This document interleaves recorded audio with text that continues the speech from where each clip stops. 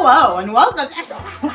I'm just kidding. Breaking news. 19th episode. 19th episode of the Unnamed podcast. Mhm. Thank you for being here again. Yeah, for real. Thank you. And if you're following us and you haven't subscribed, what the hell are you waiting for?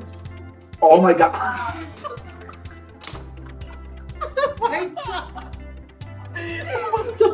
Why did you just say it like that? Well, because for real, like What like the hell are you waiting a lot for? of people haven't. So I feel like Okay. it's because they forget to No, subscribe. yeah, because we usually get like around 100 views. Oh my There's God. only like 40. You jinxed it now. Nah. Yeah. No. So I'm soaking wet. So That's what he said. Nah. Whoa. Down this to is a very brass tacks. serious Yeah. episode. This is a serious one. Yeah. It's just. I mean, Yeah. just the fact that we have to sit down and talk about this is so disappointing. But of course, we're here for the infamous overruling Roe v. Wade. Roe v. Wade. Where were you? This is the 19th take. That's the only. It's not rehearsed. Okay, where? Where was I? Okay, before we were doing this, we were talking about how Roe v. Wade is so disappointing that it's now like kind of like a 9/11 kind of thing, where like just a tragic. It's a tragedy, and so it's like that's a new question. Where were you when this got overruled? Yeah, so where were I you think going? I started earlier where I felt really defeated. That was the main feeling I felt. And I think because that day I was just having a bad mood in general. But then when I found out about the news, I just completely shut down. I don't know. I just wasn't even in the mood to hear about anything. You know, Yeah. I didn't want to hear about it. I didn't want to participate in anything. I was just like, you know what? I didn't give a fuck. I was like, wow. And then you were the complete opposite. Well, yeah, I was gonna say there's nothing wrong with that. Like, Yeah. I think everybody has different ways to cope because even though, like, a lot of, what I realize sometimes I hear these news and a lot of news that happen all over the world, and more importantly in this country, right in the U.S.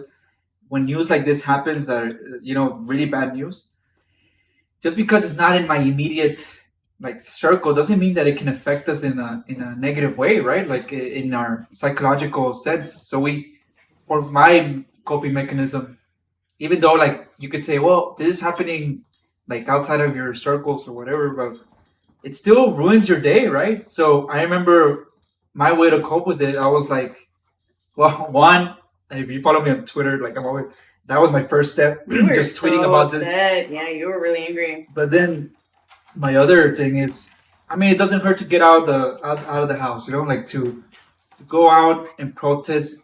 And I think what a lot of people believe a protest is just all of us screaming nonsense. But no, a protest is where it's like an assembly meeting. Everybody unites who's against this whatever issues at hand, and we talk it out. We plan out what we're going to do. What are the steps that we can do? And the thing about protests and sharing information and doing stuff like this is you make anybody else who's feeling like how you were feeling, like helpless and defeated. You make them feel, wow, there's hope. I'm not the only one who feels this way. But everyone has a different way to cope with it. You know what's crazy? It almost feels unanimous that like everybody who wanted this, because you don't see that, and you see that like every now and again, but you don't see the responses being nearly as positive as the negative responses that you see from this. Like who do these Supreme Court justices think that they're helping here? Because a minority, a minority. Yeah, definitely the majority of the U.S. doesn't agree with this. So I mean, let's talk about this, because look, it all begins with these 9 Supreme Court justices, and I mean, I myself am included in being not very familiar with who are the Supreme Court justices before all of this happened. I'm now getting more informed, but this didn't happen just all of a sudden. It's been a road that's been paved since the Trump administration, and even sometime before that. Yeah, So, probably. what is? Let's start with what's going on. Right, the Supreme Court justice consists of 9 people. 3 of them are were appointed by Democratic presidents. I mean, Sotomayor, I think is for I'm confident saying Sotomayor is like the good one in there. I don't know about the others, but the other 3 that were appointed by Democrats. But I mean, Sotomayor, I have confidence saying that she has some sense and empathy towards minority groups, right? Then the rest of the justices, there's 6 who are conservative Christian. Then the other 4, one of them is how many? 6, 7, 8. 9. Oh yeah, 6 conservative Christian, 3 appointed Democrats. And the ones at the forefront who are doing all of the Roe v. Wade and everything that's going to come afterwards are those 6 appointed Supreme Court justices. And let's start with the first one, Justice Alito. Justice Alito. He. Oh my God! Your fucking dog just peed on the fucking. Anyway. Okay, I'll get that later. Yeah. I am not doing another thing. Justice Alito. That son of a bitch. Before he was appointed to Supreme Court Justice, he ruled that it was perfectly fine for a police officer to strip search a mother and an innocent 10-year-old child. He voted it was constitutional. Just goes like to show like the minds of these people, right? So then there's the other one that's also conservative. The Justice Amy Coney Barrett, and she was rushed in by Trump. Yeah. She was a slam dunk. One of the 3, right, that were rushed into the presidency when Trump was appointed. Yeah, I think she was the last one, like in his last months. Why do you think Trump was so fast in appointing these 3 people? It's no secret that Trump was very allied with powerful evangelical Christians, and what came out as a thank you or as a sign of loyalty is, okay, let me appoint these Supreme Court justices who are very radical Christians, right? One of the 3 who were appointed during his administration is Amy Coney Barrett. The other one is Kavanaugh, and the other one is who? Gorsuch. So Amy, I mean, she hasn't even had experience in a trial. She's, I think, the least qualified to be there, but she was rushed. If you're not, let's do a recap on her appointment, right? How much was it? I think it was weeks before his presidency was over. I remember they gave so much shit to Obama when it was like 6 months before his presidency was over and he was trying to appoint a new justice. But when Trump was not even waiting weeks to appoint the... It's like your dog takes advantage while we're like... I know! I told you that one time I just fell asleep and he did it all okay, anyway. What are you talking about? 6 months. Six. Obama waited, like, they were giving him so much shit because 6 months was so rushed.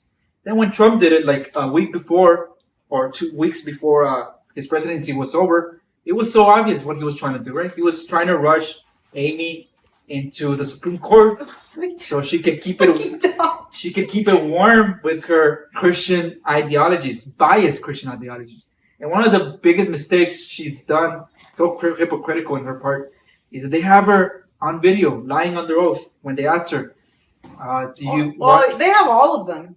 Yeah, all of them. All of these 6. They asked them, what do you think of the Roe v. Wade? Are you going to try to the law of the land? Are you going to try to overrule that? And they're like, no, that's the law. The law of the land. It's the law of the land. We don't touch it. Yeah. That's unprecedented. And so just goes how hypocritical, right? And then we have Justice Kavanaugh.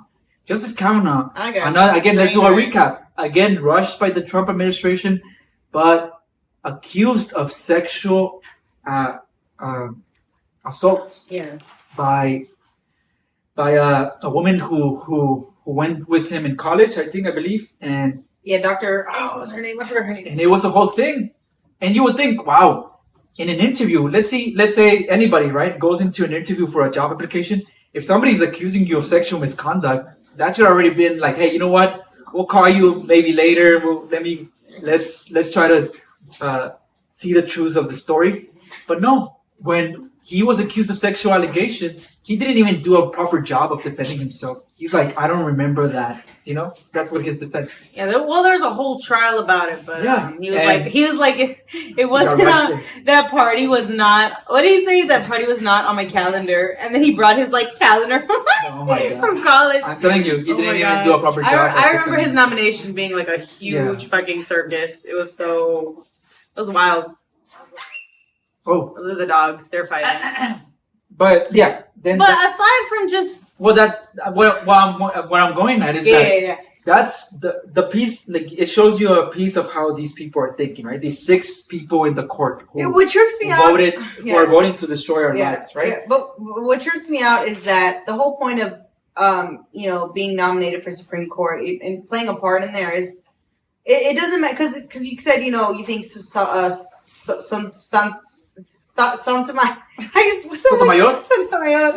is a good guy, but like it doesn't matter if they're good guys or bad guys. Like their job is to not let their biases, opinions, and ideologies get in the way. Yeah, and I think that they've done a great job at that. The good guys, but these new justices, I mean, they're not even trying to hide their biases. Like, if you're going to practice the law and interpret the law, I mean, that's what the judge does, is interpret the law.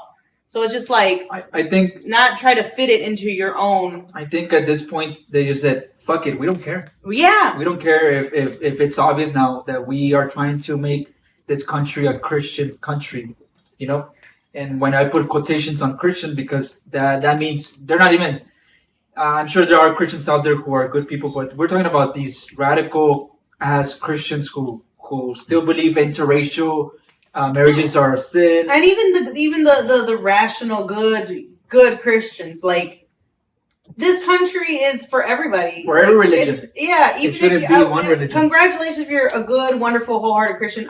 Congratulations for that. But that's this entire country is not based on one religion. Yeah, we have so many religions. Insane. Muslims, Buddhism, Jewish, everything. And to for these 6 justices who again are leaning towards Christianity, and we know it's about Christianity. They all are hiding behind the fact that it should be up to the states. It's not about Christianity. It's not about religion. But like they're not fooling anybody with that.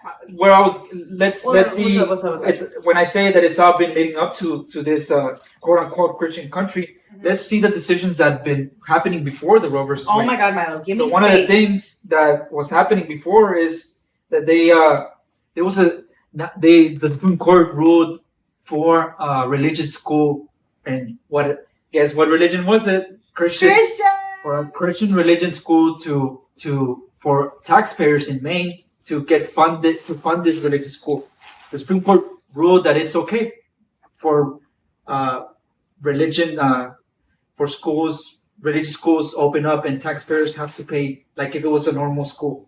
And you know for a fact. Well, churches don't even pay taxes, so why? Yeah. So why? Yeah, and you don't know for a fact that. Any Christian school, they're not really gonna teach the way it really is. It's always gonna be centered about that belief. That biased belief. Yeah, I think. So anything against Christian religion, is obviously not gonna be in that curriculum. So it's just that's not even a real education, right? But the Supreme Court ruled that it's okay to fund it like if it is a real education. And I mean, they did it because obviously it's a Christian religion, but everybody's saying, well, I wonder if they would have still voted if it was like a Muslim religious school. Would they have had the same reaction? And then another decision that they just made is with that coach, that they ruled that it's perfectly okay for a coach to force their the team into a Christian prayer. What if one of the kids is Jewish? What if one of the kids is Muslim? What if one of the kids is Catholic? What if one of the kids is atheist? What if, why are you forcing your views upon these students? This doesn't sound like the America that we were taught was funded in the first place, right? Even the founding fathers, right? The separation of church and state, the so respected and sacred Thomas Jefferson, right? That he was always saying separation of church and state, yeah, freedom of and religion. these are the people who are super patriotic. They're going against their own founding fathers. Like, it's crazy. Not to give the founding fathers too much weight. Because they were they owned slaves. They're plantation owners. So going on how they. No, but what I'm getting is they, according to these super patriotic, those are the guys. Those are the saints, right? Those are the sacred guys. And then the one that's leading who's at the forefront is Justice Clarence Thomas. He's the one who's rallying all these 6 conservative justices and moving this movement into a Christian country. And let's see with this, because I honestly don't know if it's, I guess it's we shouldn't assume that every person from a minority group is going to stand for minority groups, because I hate to say it, but when I was growing up and I heard about Justice Clarence Thomas, he's a black man, right? So I thought, wow. So I'm so happy that finally there's a black man in the Supreme Court justice. He's gonna be more empathetic. I think he was the second one, right? He's gonna be more conscious about minority groups because he is a minority group. So wow, but then when I heard all of what he's doing, whoa, who is this Clarence Thomas? And then what recently surfaced that his wife, whose name is Giddy. No, just Giddy. Not. Giddy? That's not her name. Giddy. Yeah, no, Giddy. No, I just read about. I don't think it's Giddy. Yeah, no, it's Giddy. It's Giddy. Giddy something. Thomas. Yeah, well, I don't know, but just Giddy. I think that's her first name or something. Well, she texted the chief of staff at the time of the Trump administration 29 times to urge him to stop the Biden from being to stop essentially the legitimate process of appointing the new president. She was supporting the insurrection, the actual coup, right?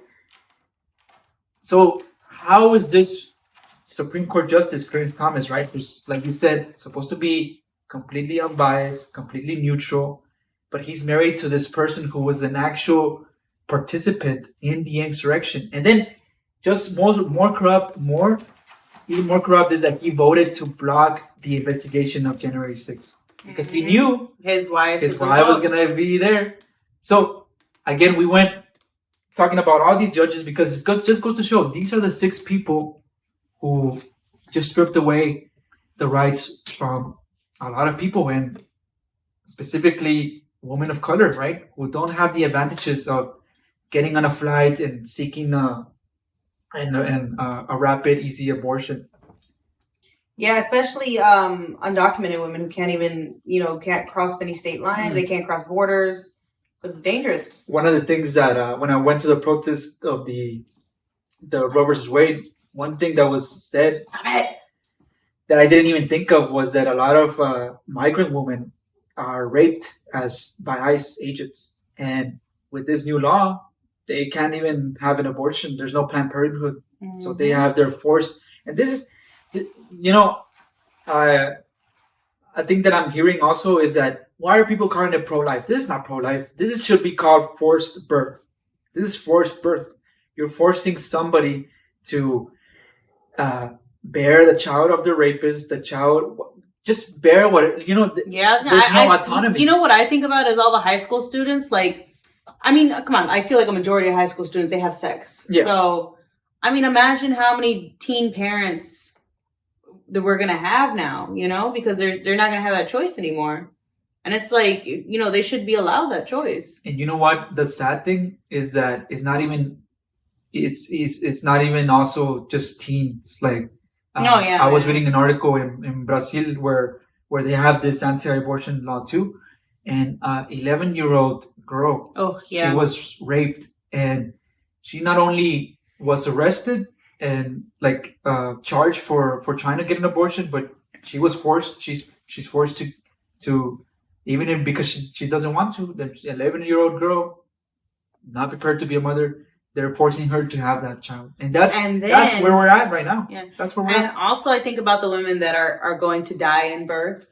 You know, they know well in advance. Well in advance, they know, hey, you can possibly die during this birth. Do you want to get, an abortion or, and they don't have the option no more. Yeah. If they're going to die, they're going to die. A lot of doctors are saying that now they're going to have to look at their patients who these doctors know that if they go with these women proceed with the birth, they're going to die. But they have to look at these women and say, I'm sorry, you're going to have to have that baby. You're gonna die. Yeah. But you're gonna have. Yeah, because I think they even they there's a thing where when you have to choose between the woman's life and the baby's life, and I think doctors have to make that choice now. Doctors don't have that choice anymore. They have to save the baby. Yeah. It's ridiculous. So basically, the complete rights of the woman who can bear a child are just stripped away. Just stripped away. Oh, this affects everybody. It's a crazy times that we're living in, and now it almost seems like so surreal. But you know what? The thing that gets me more angry is that it's been under our noses since the very beginning. Like since we talked about it, since the moment Amy got rushed into court, since all of these, they just kept it so well hidden. Their biases, their opinions, but this was their plan all along. And the worst part is that they're coming for same-sex marriage. They're coming for interracial marriage, and like that senator. Okay, I don't think they're coming for interracial. Well, but it's a slippery slope. Yes, it's if that's the problem. If they could, if they're able to overrule on whatever they desire, who's here going to guarantee that tomorrow they don't desire to overturn the segregation laws? I mean, we have already our senator in Texas saying, now let's do what's the Board of Education? The ruling of Board. Brown versus openly said, now let's do that overruling. Yeah, and people were saying, oh, he was misinterpreted, but it just. What is it? What do you say all the time when people tell you who they are? Maya Angelou. When people tell you who they are, when people show you who they are, believe them. Yeah, the first time, and that's what's going on. Ah, my God, and you know what? I guess going back to the same-sex marriage thing, because we went to Pride, and you talked about it. You said that it doesn't even feel like. That we should be good to be celebrating right now because and when you said that I was like, wow, like how, I guess because whenever I think about Pride, especially the LGBT plus movement, I guess because there's so many cultures within that community, so many genders. Yeah, so many, like the spectrum of genders is also within that community. And cultures and everything. So the issues are so intersected. Yeah. They're so intersected that like literally everything matters to the people in that community. Yeah. And so even though Pride is, it's about queerness and gender non-conforming, the issue of women's rights is like just as much in our hearts. Yeah, because it's like it did feel, but it was great to be there, but there was that little cloud hanging over it, like you can't let it stop. Yeah, yourself from celebrating. I feel like at one point we should have addressed what's going on, And there was a little bit of apprehension, right? There was a little bit of apprehension. One of the things I like about Pride is how you said the intersections, because LGBTQ people exist in every culture, in every parts of the world. They've always existed, And the thing about Pride, like some people still have the audacity to say, "Why do we do Pride? Why do we still keep on doing Pride?" And those are the people who don't even know the history behind Pride.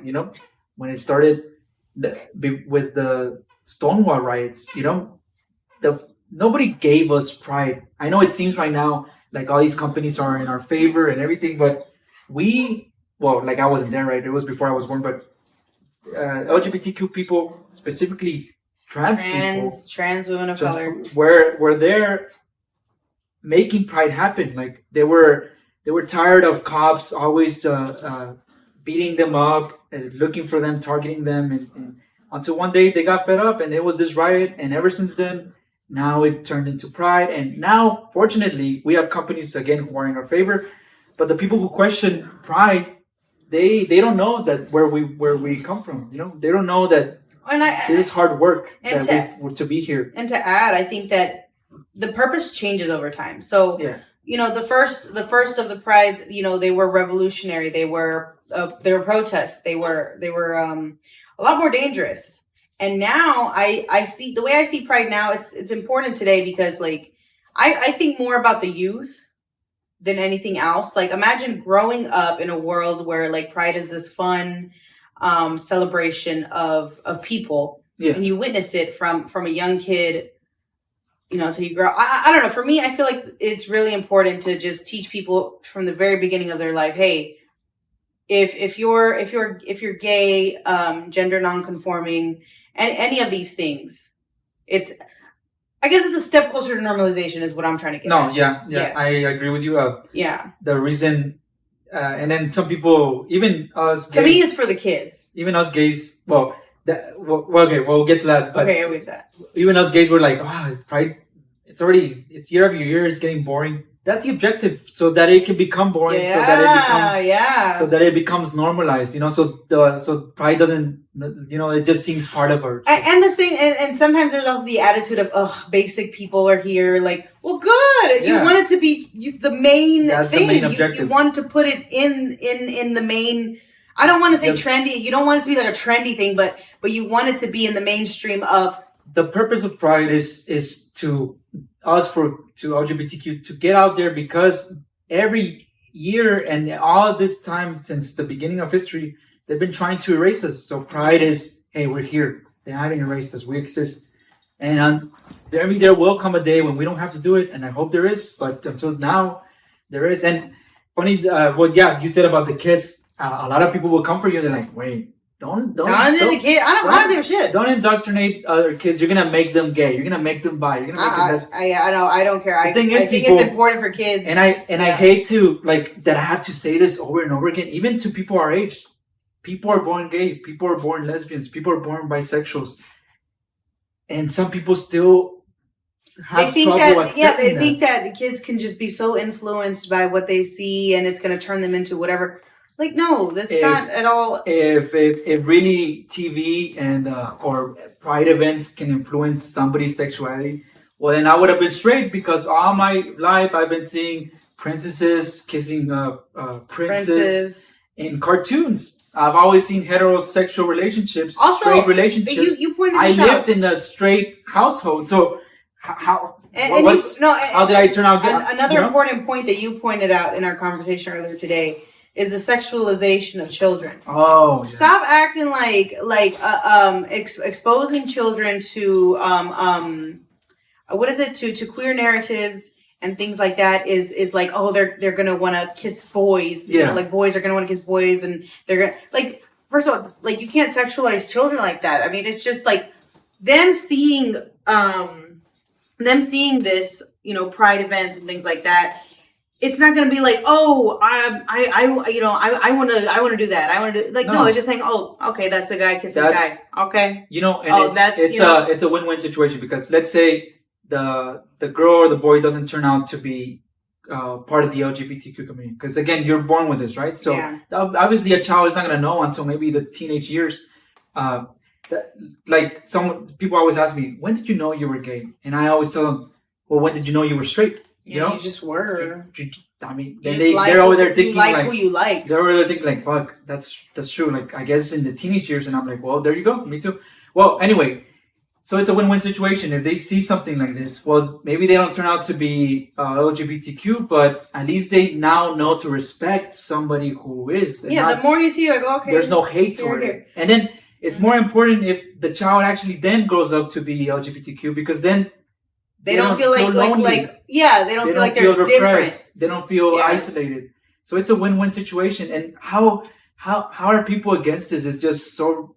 I think, I don't know.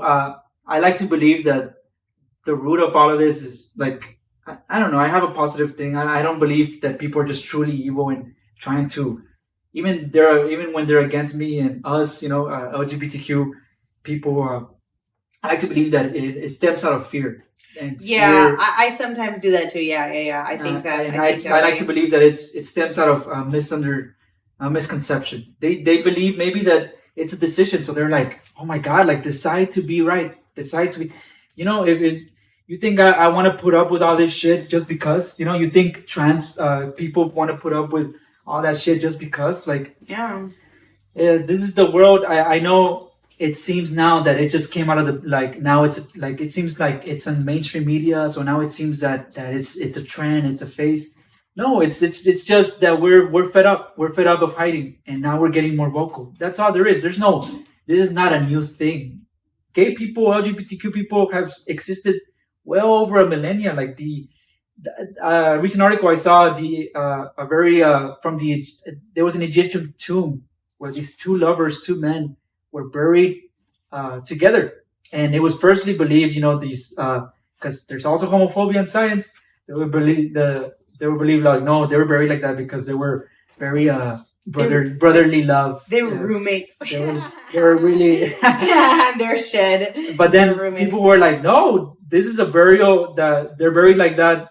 The hetero, I mean, when they're in Egyptian times, when they were married or when they were a couple, they were buried together like this. So obviously they were a couple. Yeah. And the Romans, everybody's more, this macho film, the 300, hyper masculinity. Where did that story come from? The actual real 300 is based from a real military 140 gay couples that consisted of 300 homosexual men, because the Romans preferred their military to be comprised. Is that a word? Comprised of gay men. Comprised of gay men, because they knew that if these couples were together in battle, they would risk their lives to save the ones they loved. They were more effective, and that's where the 300 is based off. We've existed all over these.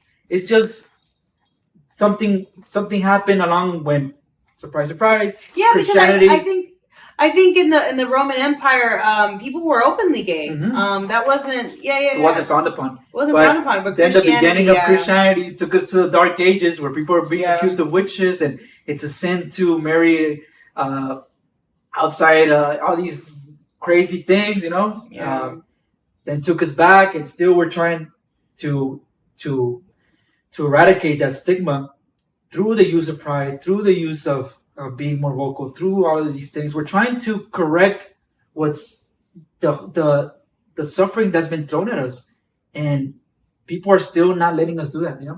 And it's so weird because, like, when we talk about queerness in history, it's, when you think about it, and also I heard about this, where a lot of, right now, when it comes to the community, I think the most oppressed people right now in the community are the trans people, right? Yeah. And one thing I heard was when, again, history, when Hitler was taking power and the Nazi Party was rising, the first books they burned was about trans medical science or something like that, trans books. Those were the first books that they burned. They were vehemently against LGBTQ since those times. Those were the first books that were burned. So I just got into thinking, wow, the people who are against LGBTQ, Hitler will be proud of you. Hitler will be praising you. Hitler will be, yeah, there you go. You're getting the right idea. That would be what Hitler would be doing. So in essence, it's not so much of a reach to say, if you're against trans people, if you're against LGBTQ, you're making Hitler proud. You're making Hitler smile in his grave. Speaking of which, did you say? I think you pointed it out to me at the Pride parade that there was there's but there was a high visibility of the trans flag and trans people at the Pride. You said that, right? Or was I thinking it? I think you were thinking. Okay, I was thinking. I was like, oh my god, like. And I think it's really cool because I feel like they've always taken like the backseat of the movement, because like they started the movement, right? It was trans women of color who started the movement. But then, when when the queer liberation movement started to come on the rise, it's what we always talk about, that white gay men have become, they have become the center stage of it. And it's been that way for a while. And I feel like until recently, the not really the spotlight, but there has been a little bit more focus onto the trans community. Well, at least that's how I saw it, and that's how I see it now these days. I feel like, okay, there's a focus on gender nonconforming, which I think, like I said, I feel like it's taken the back seat in past years. Yeah, because I think we're cleaning our house up, because sometimes the call comes from inside the house. Like it's our own people who are being sexist or being racist, just because you're LGBTQ doesn't mean you're a saint. It doesn't exempt you from. There's problems in the community, even hate towards trans people within the community. So I think we talked about our first episode, right, Turfs? Oh yeah, yeah. We said water. But again, this intersects. This affects us all, because right now it's Roe v. Wade. Tomorrow is going to be, Clarence Thomas actually said we're going to consider now same-sex marriage, following what's the other one that they were going to consider? I just know that it's the same-sex one, but he did name like 3 of them. I think it was the interracial one, wasn't it? No, because that wouldn't make sense for him to say that, because his wife. Well, that's what everybody's saying. It wasn't. No, everybody's saying. No, he listed 3 major ones, and then they're like, "Oh, why don't you add in the loving versus Virginia? If we're going that way. If we're going that way, that was the response. But he would. Why? Because he's going after all these other people, all these other presidents, but not the one that affects him personally. And fuck him. These are the presidents that are, quote unquote, against Christian values. That's why they're overturning this. They're openly wanting to make this Christian country. Yeah, and I hate that they're just hiding behind states' rights. So we have never seen this before, when a branch of government, because these 6 people out of the 9, they hold the power because they're a majority. We have never seen this before, where a branch of government has gone rogue, which means they're not obeying the majority of the people of the U.S. They're just following their own opinions, their own biases. What these 6 people think is correct, according to their biased, insane beliefs, they're doing it. So they have gone rogue. They're not following the will of the people anymore, and they don't give a fuck. They're saying, we don't care. Yes, yeah, I think they're saying we're gonna turn this into a Christian country, and we don't give a fuck. Yeah, we read a poll today that said 33% of Americans. That's the lowest rate. That 33% of Americans agree with this. That's a minority. That's like, who are you helping? Who? I don't know. And you know what? It's like the feeling that we first had when this happened. I mean, it's pretty dark, and it's pretty you feel frustrated, because what can we do? Even if we go protest, we have to wait to actually make change. We have to wait for these elections, and then the Democrats that are now in power, they're not doing shit, right? It's up to the actual progressive Democrats, because a lot of people are saying, we voted blue, but voted blue is not enough. Yeah, I think AOC is the only one. She's calling she's calling for them she's calling for impeachment of. I didn't know you could impeach Supreme Court justices, but she's calling for it. I don't understand how you do that. Just alone by. I don't understand that part. I will say that. Just alone by Clarence Thomas and his wife, it just clearly shows that he's been compromised. The wife, clearly an insurrection participant, and then he made this court decision based on his wife's opinions. Just shows the Supreme Court has been compromised. And you can even say his opinions too. He just can't act them out the way his wife does. He should be impeached. Mm-hmm. And it's gonna be pretty frustrating what else we could do, but I think the very least that we could do is show our disgust, show our how we're against this, show our anger. Yeah, the thing is, we got to this point because we were tolerant of intolerance. That's how we got here.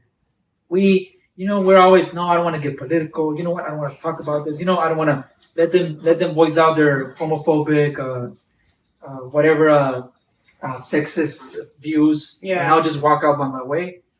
It's not the time anymore.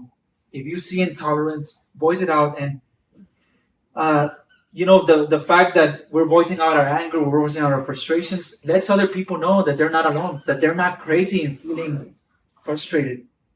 And that's the only way we're going to get through this. With sticking, uniting in our anger and our fires, keeping that fire alive in this darkness, It's a great darkness that's coming here in the country. I don't know what's going to happen, honestly.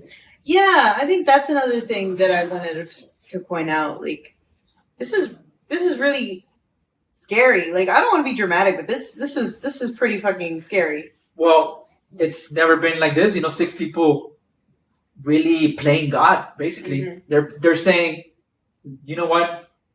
Like, I pick that a woman doesn't have the right to choose. What happens with their body. They're playing at God. That's wild. And then tomorrow it's gonna be, you know what? Now I'm picking you as a gay man shouldn't have rights to marry another gay man. They're playing God, and history repeats itself. Anybody who starts playing God, there's a price to pay. There's a price to pay. So tune in to next episode. Oh my god. No, yeah, this does feel like a really heavy episode. It's just because this is so historical, I think. But again, hang in there. They may have won the battle, but there's a lot of us still not gonna give up, and we're organizing and we're preparing. There's people who have prepared for this ruling. There's a lot of people who are setting up plans to help people find abortion. Setting up, like, a lot of companies also are giving free travel expenses for women to go, and if they need to have an abortion, they'll pay for it. And so there's light. There's light. And I remember when this first came out, AOC made a post, and it was a little weird. I told you about this, right? Because a couple of times, like I want to say 2 or 3 times in that post, she reiterated, things are going to get worse before they get better. So I feel like something else is coming, and that the House knows about. Yeah. That the Senate, because they all work together. They all chatters all up there in Washington. Yeah, they know they know something is coming, because she said. I think it's for a reason that she kept reiterating. It's gonna get worse before it gets better. Maybe I'm just being negative, but I prepare myself for the worst. So if she says, "Hey, it's gonna get worse before it gets better," they're coming for same-sex marriage. That's. But one of the things we were talking about is that, unfortunately, and I remember I told you I hate saying it, but the reason why they were able to do this ruling so easily is because women in all branches of government, unfortunately, haven't gotten that powerful, and they should have. If they would have been powerful enough as they should be, this would not have happened. But unfortunately, even the white woman, who I think we could all agree would be the most powerful woman out there, right? Because the system works for them. Yeah, the system works. Even they couldn't stop this, right? So, and not even that. I feel like a lot of white women side with the powerful white men in power. Yeah. Well, I mean, not to generalize, but a lot of white women also, like Amy Coney Barrett could have done. She could have. I don't know. It's very disappointing. The thing about if they go after same-sex marriage is that, I hate to say it, but just because they're a gay man, at the end of the day, they are white men. The most powerful gays out there are gay white men. So, I guess. And that's the only pros of having a gay white men in the cause, is that maybe they'll use their privilege for good. They'll wield their privilege to stop them from coming for same-sex marriage. But even this is the problem. How do you stop the most powerful Supreme Court justices who have this term for lifetime? Like, even That's why I felt so defeated, because it's like, what is there to do? Because they have this position forever. Yeah, they either have to retire or die, and I'm not going to assassinate nobody. But we're not saying you should. We're not saying I'm not, but no, but I think that's what made me feel the most hopeless. It's a lifetime appointment. Who wrote that? They're very powerful. And we're expecting for Sotomayor and Kentanji now to carry us to safety, but there's only I think there's one more. More liberal. Yeah, there's 3 of them. Supreme Court. Yeah, but 6 majority. Yeah. So one of the things that are being called for is that Biden should and the House and the Senate should expand the court. Instead of 9, let's let it be 13, so that there could be like no longer just a conservative majority, but like an actual balance. But in government they never agreed like bipartisan support. By the time they figure out to do something, everything. But just goes to show that protests do work, because don't stop protesting, don't stop showing your anger, because when we were here talking about the NRA, I mean, maybe we're like a very drop in the ocean of change, right? Our voices.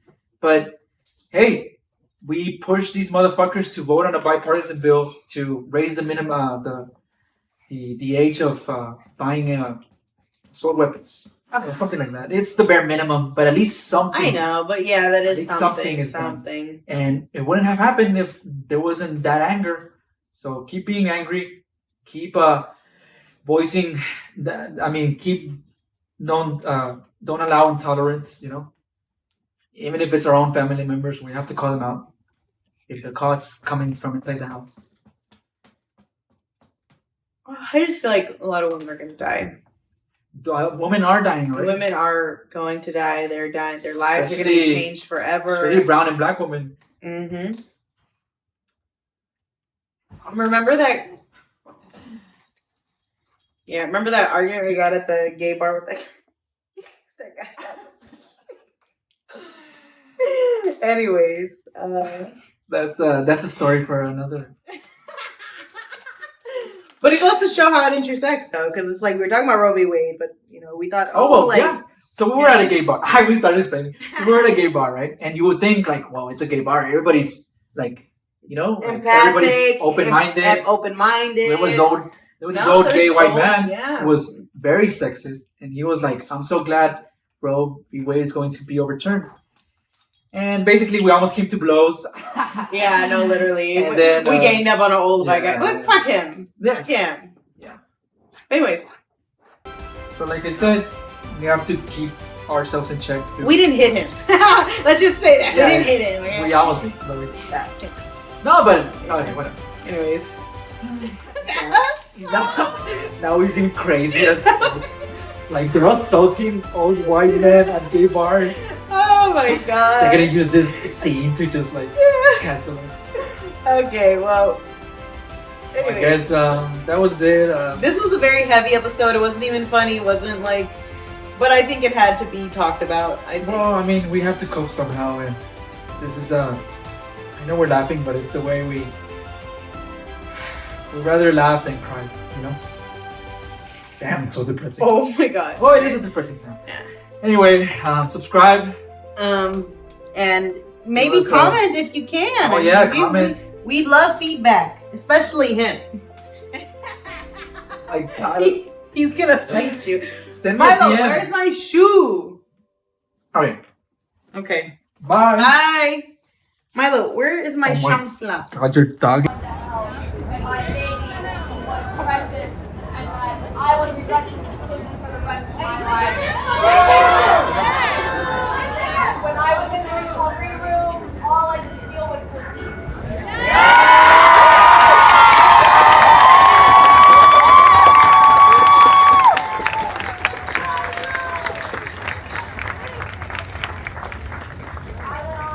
I got my first bachelor's degree in health education.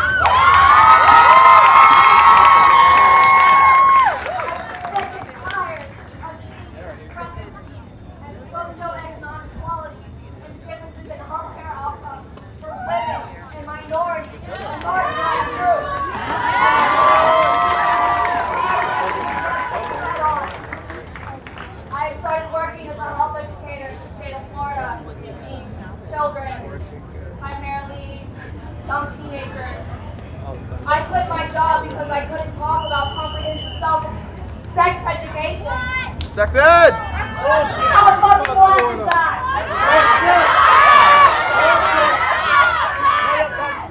So I quit that career path when I realized how little funding and support went into public health and health promotion and securing the health of our future, of our citizens.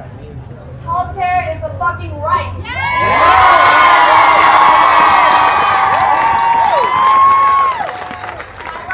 I got my bachelor's degree in nursing. I'm kind of new to this still, so it's a learning curve.